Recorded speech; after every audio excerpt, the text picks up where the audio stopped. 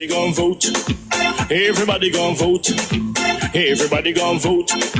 Everybody gon' vote. Comrade! Labor right, them a go down, bang. Them a go down, bang. Them a go down. Is that? Margie, him a God picking. No hope their work if you touch Margie. Margie, him a God picking. No hope their work if you touch Margie.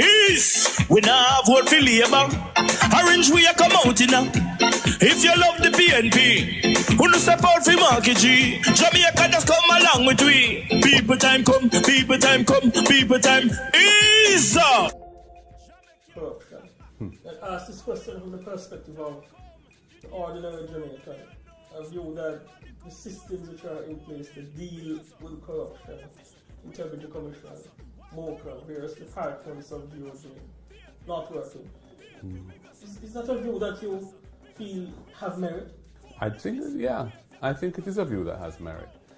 I am disappointed that we haven't had a greater impact around some of the efforts that have been made to tackle this issue by establishing an institutional framework that is designed to deal with it.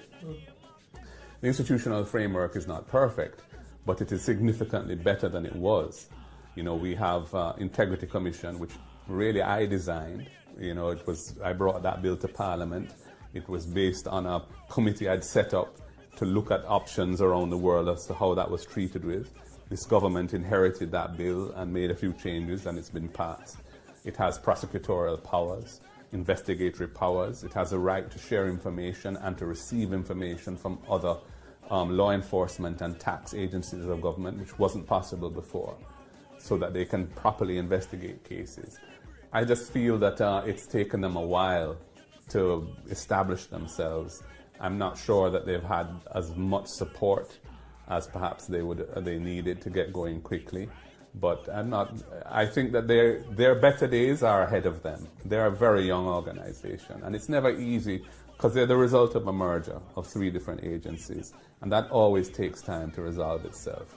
So you know, MOCA, which Peter Bunting started when he was Minister of National Security, and which has been adopted by this government, and legislation is in place now, some regulations are in place. MOCA is supposed to be a fully vetted force, meaning that their entire staff have gone through thorough due diligence. I would like to see MOCA getting more results than they've got and been able to. I think there were issues in the past of their relationship with the DPP's office and how effective that relationship was being managed. They now have prosecutorial powers as well. I want to see them working closely with the Integrity Commission, with Revenue Protection, with the FID, Financial Investigations Division, and really let us try and get some.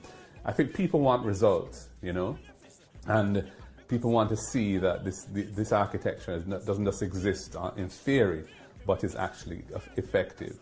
You know, we have in our law, for example, there's an offense called illicit enrichment, where if you have assets which is inconsistent with your income, any apparent lawful income, you have an obligation to establish how that has happened and what the sources are. And if you can't, it's a criminal offense. That's hardly been deployed.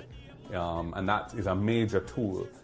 I know they're looking at unexplained wealth orders, which is another concept out of the UK, which is similar, trying to say, well, how come you have all these assets and your salaries can't support that? Big houses on the hill even, but that's another matter. So, these are important tools, which the unexplained wealth order is one of the things that CMOC, is looking to see implemented. It's one of the many deliverables of the government which are way behind schedule. But I believe that's an important tool. But at the end of the day, people want to see accountability. People want to see that the system can effectively work. And I don't believe it should be done in a way that is officious or oppressive, but it should really look at where the real situations are and tackle those effectively.